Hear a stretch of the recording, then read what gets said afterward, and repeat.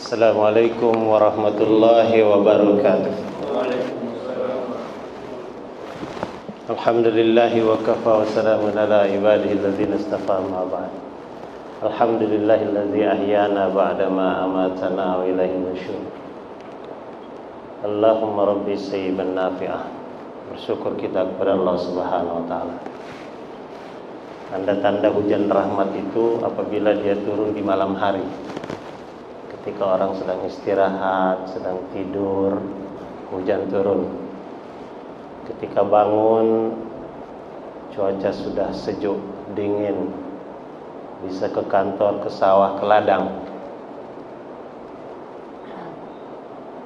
Dan ini hujan turun karena adanya amrullah, adanya perintah Allah Subhanahu wa taala.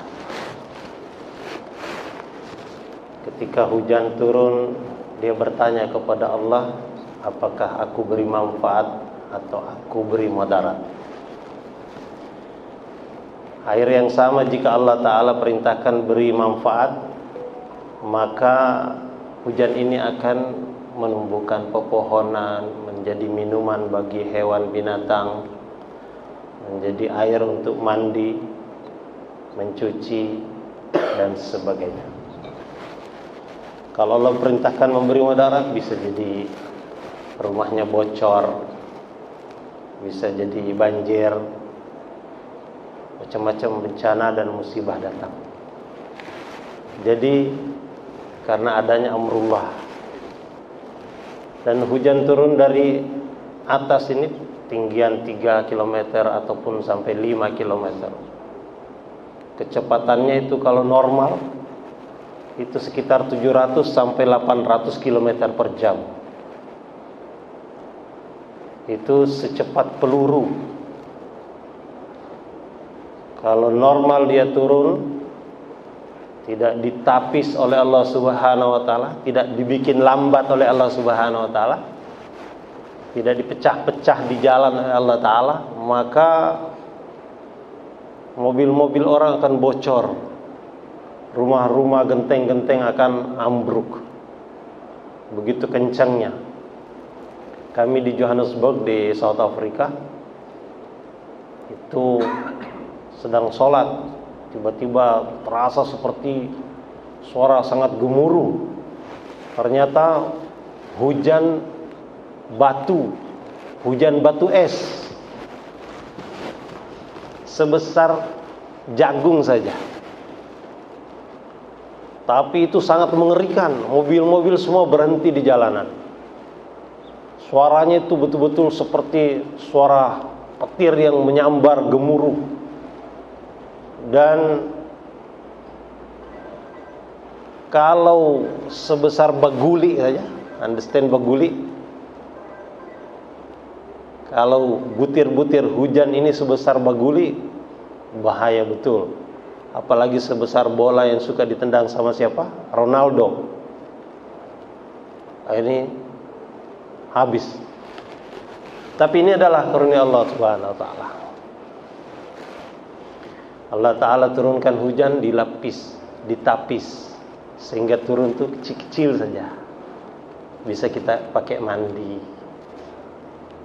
Maka kita dianjurkan membaca doa, Allahumma shayyiban nafi'ah, ya Allah berilah manfaat daripada hujan yang Engkau turunkan. Tonton yang mulia, Allah Subhanahu wa taala bangunkan kita kembali. Ini kita harus bersyukur.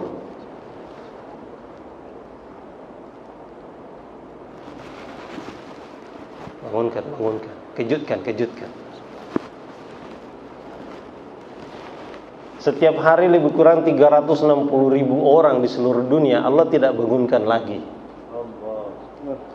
Berapa banyak di Jakarta, berapa banyak di Sumatera, berapa banyak di Sulawesi, di Kalimantan, di Papua, di Australia, di Afrika, di Amerika. Setiap hari orang tidak bangun lagi. Tapi Allah Ta'ala kirimkan manusia baru, penduduk baru, lebih kurang 400.000 setiap hari. Jadi pertambahan penduduk bumi lebih kurang 40.000 orang setiap hari. Dan semua dijamin rizkinya oleh Allah Subhanahu wa taala. Wa ma min dabbatin fil ardi illa 'alallahi rizquha. Tidak ada yang berjalan di muka bumi melainkan dalam jaminan Allah rizkinya. Ada satu kota kecil di Australia namanya Katanning. Imamnya itu dari Pulau Kokos, berbahasa Melayu. Kampung itu saya sebut kampung Melayu karena semua orang di kota itu berbahasa Melayu. Imamnya punya coffee shop. Pagi-pagi kami datang ke toko dia, diberikan kopi, diberikan jalan kote. Understand jalan kote? Jalan kote itu pastel. Saya makan setengah, Haji Tata, Pak Abu Zaid makan habis. Saya merasa ini sudah tidak kuat saya makan karena besar pastelnya itu. Saya letakkan. Saya kasih Haji Tata makan. Dia enggak mau. Pak Abu Zaid duduknya di meja sebelah. Saya antarkan ke sana. Saya taruh depannya. Dia bilang enggak. Tapi saya taruh di situ. Kemudian saya lanjutkan minum kopi, kemudian mainkan jempol. Tiba-tiba pastel itu datang masuk ke dalam mulut saya. Masya Allah. Ternyata memang walaupun rizki itu sudah dihantarkan di depan mata, kalau bukan milik dia tidak bisa masuk. Udah dipegang sama Haji Said nggak bisa masuk dalam mulutnya. Masuk ke mulut Said Kamyabi. La ilaha illallah. Saya teringat kisah yang disampaikan Haji Tata. Ada satu orang ulama namanya Imam Jahidi. Dia membaca ayat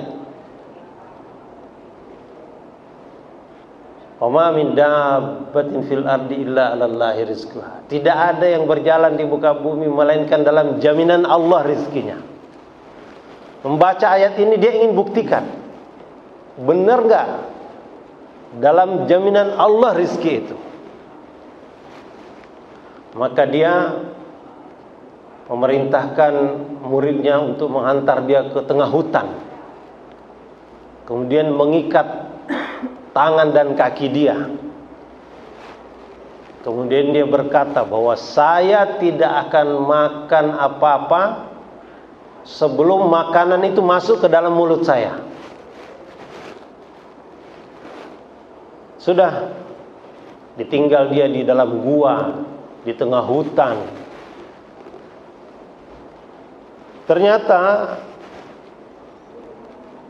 itu hutan adalah tempat di mana orang-orang animisme suka memberikan persembahan. Jadi tidak lama setelah ditinggalkan, ada orang suami istri bawa makanan di situ banyak. Mungkin ada opor ayamnya, ada lempernya, ada pastelnya, ada apa lagi? Ada onde-onde, ditaruh di situ. Dia mulai melirik.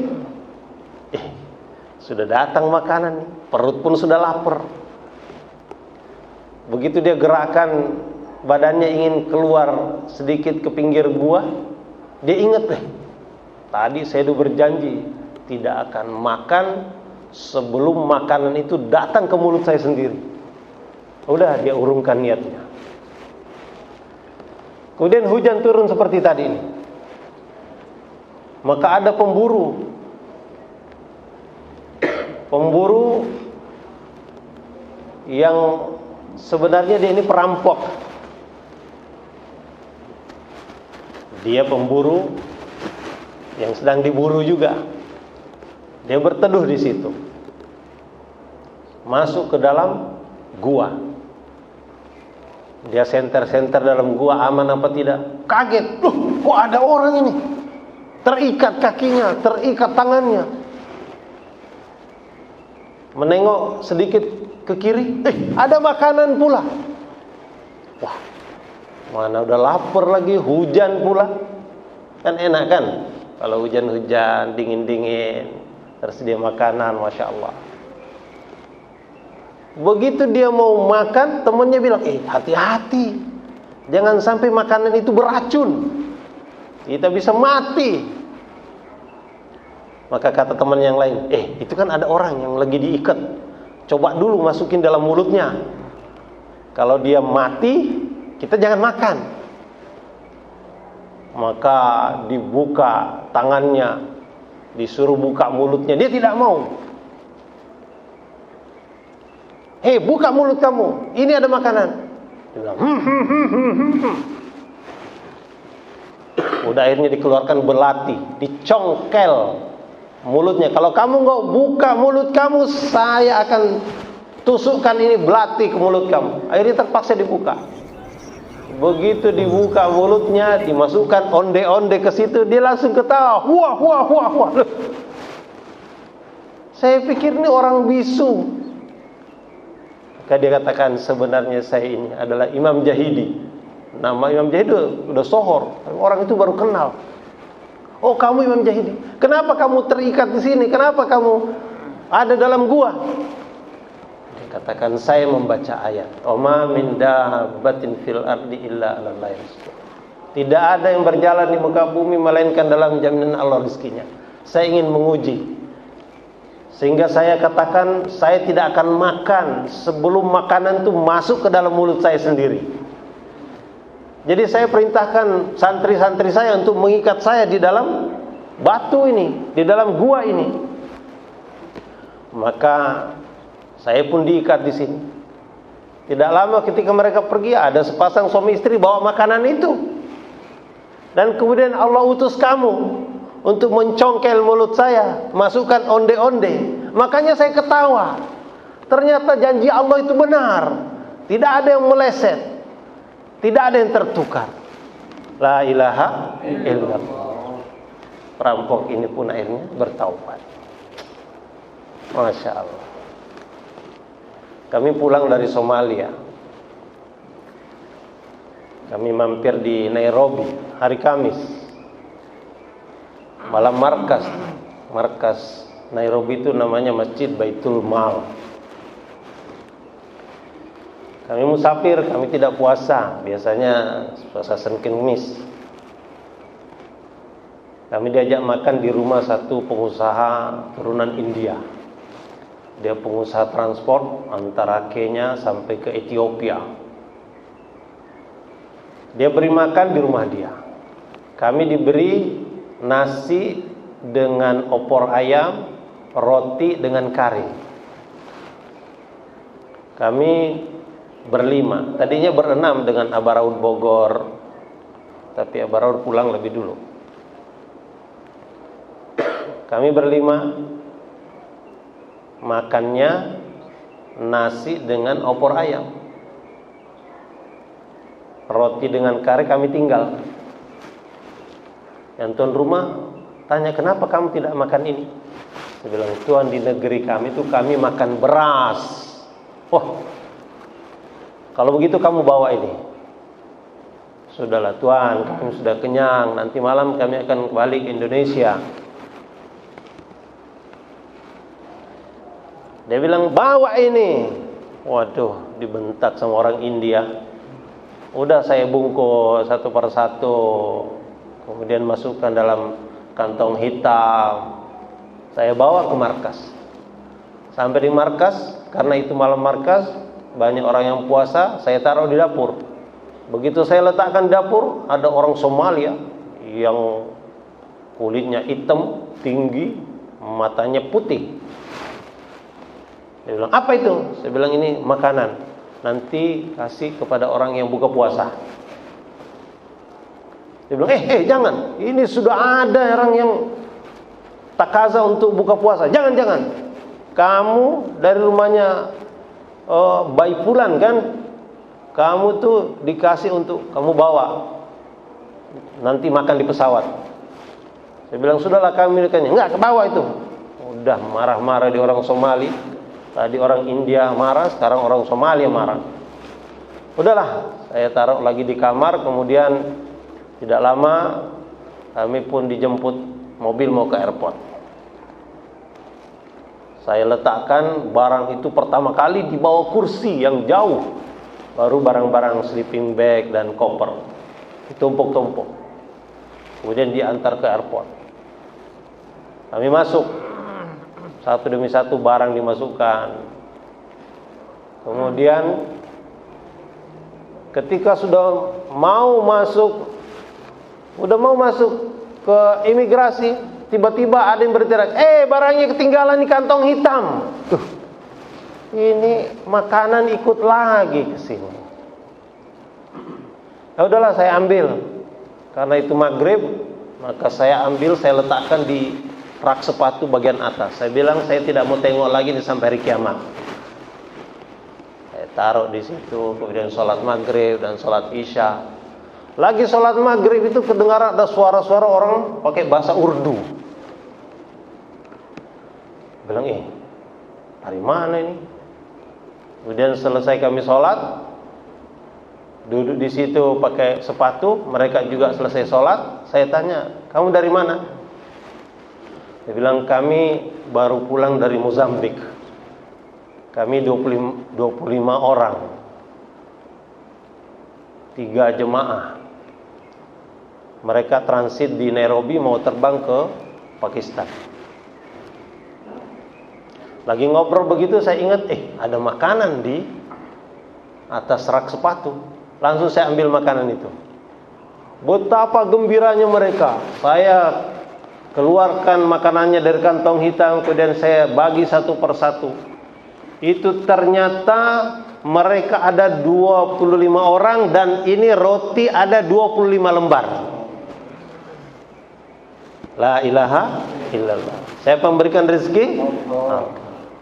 Bayangkan mereka sudah terbang dari negara lain, dari Mozambik. 2 jam lebih mereka terbang. Mereka akan terbang ke Pakistan 8 jam. Dan mereka tidak makan apa-apa karena mereka naik pesawat yang tidak mau mereka makan makanannya. Tapi Allah telah sediakan makanan mereka. Inilah Allah Subhanahu wa ta'ala yang menjamin rezeki setiap makhluk. Hari ini kenapa manusia susah diajak untuk keluarnya Allah ta'ala? Karena mereka ragu bahwa Allah itu yang menjamin rezeki. Suaminya ragu, istrinya ragu. Kadang-kadang kalimat-kalimatnya kedengaran bagus juga. Memang Allah yang memberi rezeki. Tapi bagaimana kalau saya tidak ngantor? Gimana kalau saya tidak tani? Gimana kalau saya tidak dagang? Ini kalimat-kalimat yang membawa kepada kesesatan. Allah kuasa memberi rezeki kepada orang-orang tanpa kerja. Saya sampaikan di Australia kemarin, ada 5 orang itu dapat makan tanpa kerja. 1, anak kecil, bayi, anak TK, belum ke kantor, belum ke sawah, belum ke ladang, makan gak dia? Makan ya kan? Kadang-kadang lebih banyak makannya dia daripada bapaknya yang kerja. 1, anak kecil. Yang kedua, orang sakit. Orang sakit ini nggak kerja, nggak ngantor. Kalau nggak mau makan, kadang-kadang dipaksa makanan itu masuk lewat infus. Pernah lihat orang sakit? Pernah lihat orang diinfus? Makan. Yang ketiga, orang gila. Ada nggak orang gila ngantor? Nggak ke sawah, nggak ke ladang, nggak syuting bikin video, nggak punya studio, tidak ada status, tidak ada update status. Orang gila. Masuk ke warung, ambil makanan, tidak diminta bayaran. Coba. Yang keempat, orang di penjara. Orang penjara itu nggak kerja, nggak ngantor, nggak ke sawah, nggak ke ladang, nggak bayar kontrakan, nggak bayar listrik, nggak bawa air, masya Allah, nggak bayar iuran keamanan, kebersihan, masya Allah. Makan. Dan yang kelima, ini aja Abu Zaid ini. Dia sini nggak kerja, nggak ngantor. Makanan itu tersedia di belakang situ. Saya lihat ini, masya Allah, santri-santri dari Temboro nih, masya Allah, nggak ngantor, nggak kerja. Susah menghabiskan makanan di belakang situ. La ilaha illallah. Orang keluar fisabilillah itu makan gratis. Mau jadi anak kecil kita udah lewat, ya kan? Kita nggak bisa lagi. Oh, jadi orang sakit nggak mau, ya. Padahal orang sakit nih tidak kerja tapi dapat makan. Menjadi orang gila nggak mau juga. Masuk terungku, masuk penjara tak mau juga. Jadi satu-satunya tempat yang gratis makan nih fisabilillah. La ilaha illallah. Semua niat insyaallah ya. Para sahabat dahulu, mereka ini yakin bahwa Allah memberikan rezeki. Karena itu mereka tidak ragu meninggalkan negeri mereka, meninggalkan Ka'bah. Sholat di Masjidil Haram itu 100.000 kali ganda pahalanya dibanding sholat di Masjid Silaturahmi. Coba, sekali sholat di sana itu 100.000 kali sholat di sini, 300 tahun itu. Tapi sahabat meninggalkan tuh. Di situ ada multazam, di situ ada tawaf, di situ ada Safa Marwah. Ditinggalkan mereka karena mereka tahu keluarnya Allah Ta'ala ini lebih besar lagi pahalanya. Jangankan dakwahnya, ngantuknya orang fisabilillah kaget gitu, dikagetkan, dikejutkan, seperti Amir Sab tadi, dikejutkan. Kagetnya orang fisabilillah lebih berharga daripada mendapatkan seluruh apa yang ada di kolong langit dan bumi. Para sahabat dahulu yakin atas perkara itu karena mereka tidak ragu sedikit pun meninggalkan Makkah, meninggalkan Madinah, di mana ada makam Rasulullah, di mana ada Raudah, mereka tinggalkan. Padahal dulu mereka ini hadirnya mulia, sahabat itu jahil, bukan orang-orangnya, sampai zamannya disebut zaman jahiliyah. Coba, zaman jahiliyah. Mereka itu beadab, tidak punya adab. Mereka tuh bermusuhan. Mereka tuh perang, bunuh-bunuhan satu sama lain. Mereka tuh miskin, sengsara. Tapi setelah Nabi mengajarkan kepada mereka sistem ekonomi langit, sistem ekonomi langit diajarkan oleh Rasulullah kepada mereka, mereka berubah kehidupannya. Dari jahil berubah jadi alim, dari biadab berubah menjadi beradab, dari musuhan berubah menjadi kasih sayang, dari perang berubah menjadi damai, dari miskin berubah menjadi kaya raya. Nabi ajarkan kepada mereka, surat Az-Zariyat ayat 22, wa fis samaa'i rizqukum wa ma tu'adun. Di langit diletakkan rezeki kamu.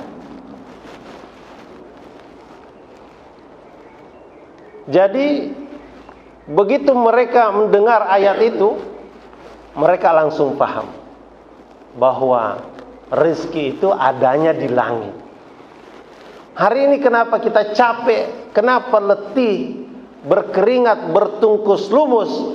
Karena barang itu ditaruh di langit, kita sibuk mencarinya di bumi. Barang itu ada di atas, kita sibuk cari di bawah. Allah yang menciptakan langit, ciptakan bumi, ciptakan seluruh isinya, menciptakan rizki. Karena ihsannya Allah, dikasih tahu kita alamatnya. Wa fis samai rizqukum, aku letakkan rizki kamu itu di langit. Kenapa kamu sibuk mencari di bumi?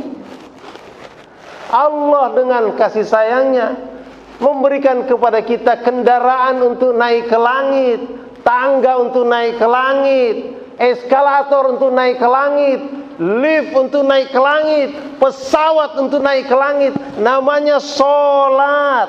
As-sholatu mi'rajul mu'minin. Sholat ini mi'rajnya orang beriman. Sahabat nih Masya Allah, tidak ada sedikit pun yang berani meninggalkan sholat berjamaah. Di antaranya ada yang datang kepada Nabi mengadu kesulitan ekonomi, krismon.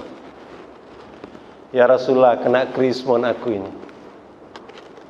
Mendengar laporan seperti itu, Nabi bukan kasih dia modal, nih dagang di pasar, bukan kasih bibit, kamu tanam di kebun, bukan kasih kambing, sana ternak di padang rumput, tidak.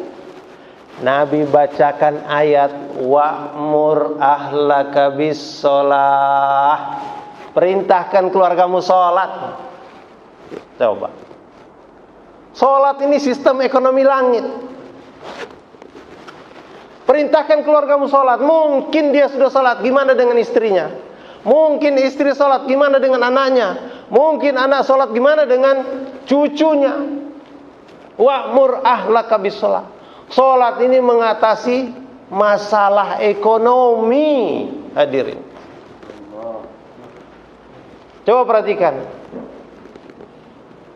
Kalau ada orang mengaku atau mengadukan bahwa negeri ini berhutang, saya dengar-dengar hutangnya 7.000 triliun. Masya Allah. Sebenarnya nggak pantas negeri ini berhutang, hadirin mulia. Gunung kita tinggi, ada kayu-kayu yang besar. Di dalam gunung ada emas, dalam gunung ada minyak, ada intan berlian. Lautnya luas, ikan besar-besar. Tetapi berhutang tuh aneh. Hadirin yang mulia, coba perhatikan, satu negara ini orang sholat dibanding tidak sholat itu berapa banyak? Satu negara terlalu besar, satu provinsi aja, provinsi DKI Jakarta, yang sholat dibanding tidak sholat berapa banyak? Mana yang banyak? Atau terlalu besar juga satu provinsi, satu Jakarta Timur, atau satu komplek aja, satu premier aja nih, orang sholat dibanding tidak sholat. Ya tidak heran, Nabi SAW bersabda, as-sholatu imaduddin, sholat ini tiangnya agama. Yang agama, siapa menegakkan sholat menegakkan agama. Siapa meninggalkan sholat meruntuhkan agama. Kalau ada orang bangun rumahnya Haji Abu Ihsan, ada orang bangun rumahnya Haji Ihsan, 100 orang yang bangun, tapi hanya 20 orang yang menaikkan, 80 orang yang meruntuhkan. Kira-kira rumah itu bakal naik apa bakal turun ke bawah? Turun ke bawah. 80 orang yang meruntuhkan. Ini satu negara ini 80% yang meruntuhkan.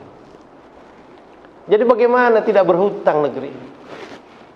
Sahabat hadirnya mulia, mereka menjaga sholat. Datang kekayaan dari Rum dan Parsi. Berapa kekayaannya? Pak Cecep sering sampaikan tuh jumlahnya 3 miliar dinar. Satu dinar itu 4,25 gram emas. Kalau dirupiahkan, satu dinar itu sama dengan 4 juta. 4 juta kali 3 miliar sama dengan 12.000 triliun. Itu kekayaan sahabat. 12.000 triliun. Kalau kita pinjam uang sahabat, 7.000 triliun buat lunasin hutang, masih sisa 5.000 mereka. Padahal jumlah mereka tidak banyak. 12.000 triliun itu kalau dibagi 124.000 jumlah sahabat, setiap orang akan dapat jatah 96,7 miliar. Bayi baru lahir langsung nih, buku tabungan kamu sudah menanti 96,7 miliar. Engkongnya mau mati, ini engkong wariskan kamu 96,7 miliar. Sejahtera kehidupan mereka. Sistem ekonomi langit. Hadirin yang mulia, saya dengar itu Menteri Keuangan NKRI tempo hari tahun 2017 atau 2019, dia katakan setiap satu orang Indonesia menanggung hutang 13 juta. Bayi baru lahir langsung punya catatan hutang 13 juta. Itu tahun 2017. Sekarang berapa? Padahal negeri kita kaya, hadirin. Gemah ripah loh jinawe. Apa? Gemah ripah loh jinawe. Tapi karena kita ini tidak naik ke langit. Karena itu, kenapa para dai ini bergerak di seluruh dunia? Supaya kita latihan bagaimana makmurkan masjid kita. Tidak ada satu negara di dunia kata Hadraji yang memiliki jumlah masjid sebanyak negeri kalian, sebanyak Indonesia. 1 juta masjid. Harusnya Indonesia ini menjadi negeri paling makmur sedunia. Tidak pantas Indonesia ini berhutang ke negeri yang kering kerontang. Sahabat tuh negerinya kering kerontang, hadirin yang mulia. Dari dulu sampai sekarang itu seperti itu aja. Sejauh mata memandang, gurun pasir, batu, panas, terik, menyengat, menggigit di siang hari, dingin menusuk tulang di malam hari. Hadirin yang mulia, para sahabat, pertanian mereka luar biasa-biasa aja. Tidak ada istimewa. Gimana mau istimewa? Orang tanah susah di sana. Perdagangan mereka biasa-biasa saja. Ngantor mereka biasa-biasa saja. Yang luar biasa dalam kehidupan sahabat, apabila azan berkumandang, Allahu Akbar, Allahu Akbar, langsung yang nyangkul itu lemparkan cangkulnya, bergegas menuju masjid. Itu yang ngantor segera tinggalkan kantornya, yang di Tanah Abang segera tutup tokonya, langsung bergegas menuju ke masjid. Duduk dulu, belum. Jangan ditutup dulu tokonya. Allah, kita hadirin yang mulia, azan berkumandang, yang nyangkul tetap nyangkul, yang dagang tetap dagang, yang ngantor tetap ngantor, ngutang, hadirin yang mulia. Maka kita perlu bergerak, makmurkan masjid-masjid. Jangan sampai lebih banyak tiangnya daripada orang sholatnya. Kita harus keluarnya Allah Subhanahu wa taala untuk perkara ini. Bersedia insyaallah. Dengan cara seperti ini insyaallah negeri kita akan menjadi negeri yang makmur. Penduduknya akan menjadi penduduk yang berkah Allah Subhanahu wa taala. Baldatun thayyibatun wa rabbun ghafur. Ini tidak bisa didapatkan dengan duduk-duduk di kampung. Sebenarnya sahabat dahulu mereka pergi meninggalkan kampung halamannya. Nabi lahir di Madinah. Nabi lahir di Makkah, wafat di Madinah. Wafatnya di luar negeri. Para sahabat juga begitu. Sayyidina Abu Bakar, Sayyidina Umar, semuanya wafat di luar negeri. Maka yang lahir Jakarta insyaallah niat wafat di luar negeri. Insyaallah. Masya Allah. Latihan. Insyaallah siapa niat? 4 bulan kalau. Sekarang sudah 4 bulan, 6 bulan. Ada lagi 40 hari. Itu untuk latihan. Latihan saja. Insyaallah. Semoga Allah beri kekuatan. Subhanallah bihamdihi, subhanakallah. Assalamualaikum warahmatullahi wabarakatuh.